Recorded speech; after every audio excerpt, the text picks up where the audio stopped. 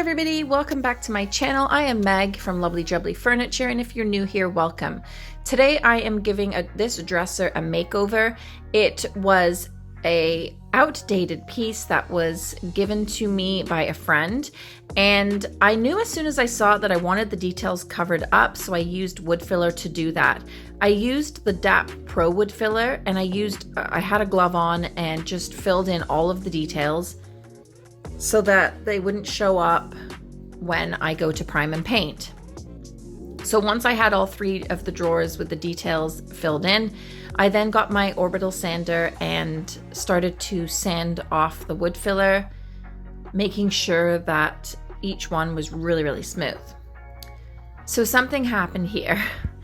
It went completely wrong. Now, I thought that it was solid wood, which it is in some places, but on the top, there was some veneer that had occurred, and I thought that maybe I could sand it down to some sort of raw wood. But it turns out that the trim on the top was solid wood, but in the middle it was not solid wood at all.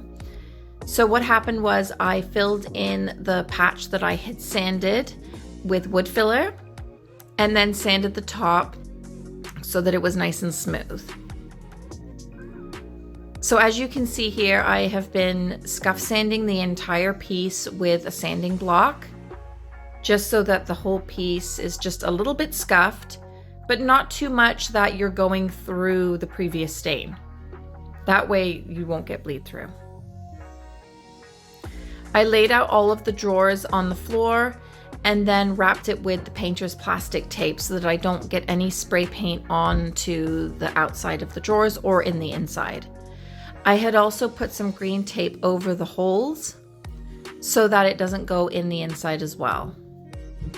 When I saw this dresser and the base, I thought maybe I could try out a new trim, creating a more modern look on the bottom. And so I asked Mr. Lubbly if he would help me with this, and he did. So we lay the dresser on its back and then drew out where we wanted to cut.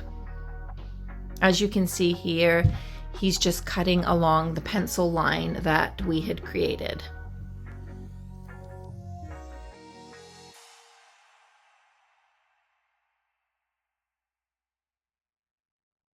I just want to take this moment to thank the person that had bought me some coffees on Buy Me a Coffee platform.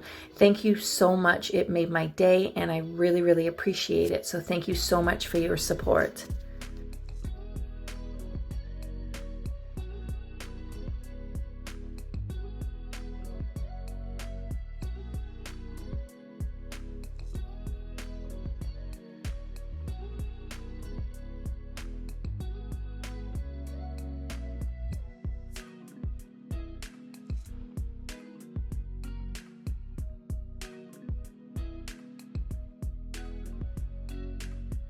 So once we had cut that, he then took a saw and just sawed the end of it there just to take off that little piece.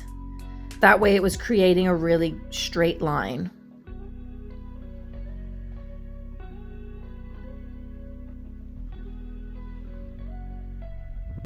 It did create lots of sawdust, which I vacuumed up.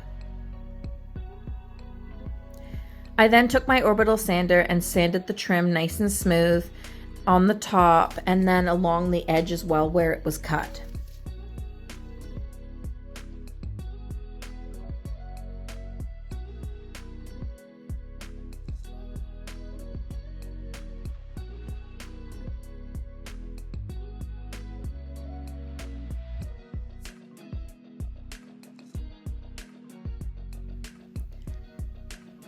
Once all that was done, it was time to spray the primer. And I did about 2 coats of the primer using my Wagner sprayer.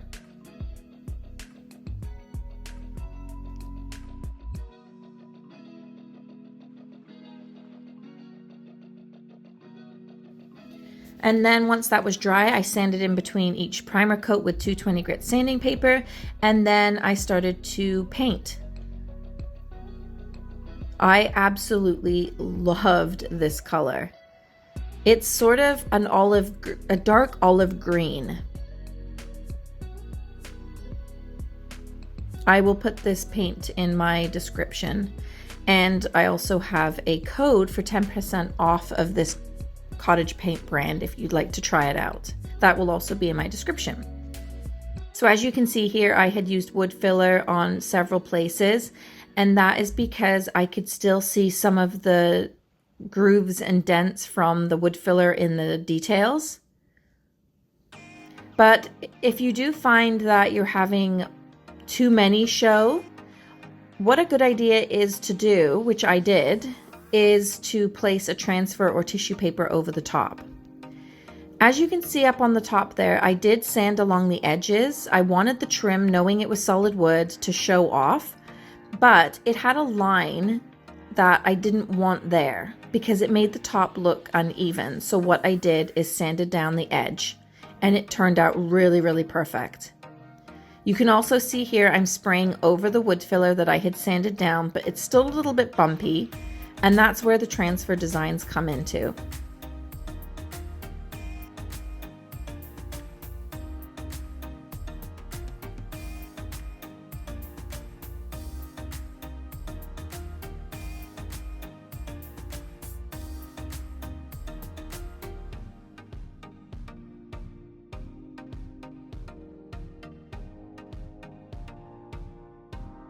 When you find that you are having issues with some dents showing, or it's not as perfect as you want, designs like transfers or tissue paper work out amazingly, and it does look really, really good.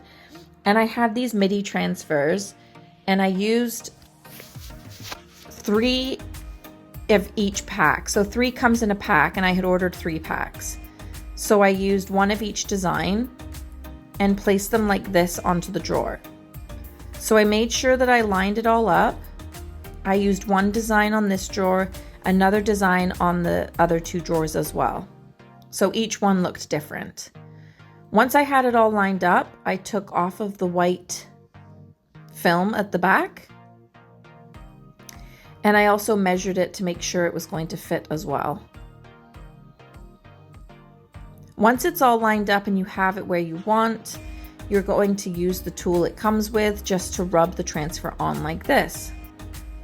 And as you're rubbing the tool, pull back the clear film as you're doing it. If you find the transfers coming up, then place it back down again. And this is what it looks like. I think it turned out really beautiful. And those transfers look amazing with this paint color. I have a different design on each drawer, and I just love it. I think I want to do this with every single dresser now. Once everything was placed and dried, I then top coated with a satin varnish. I did 2 coats of this.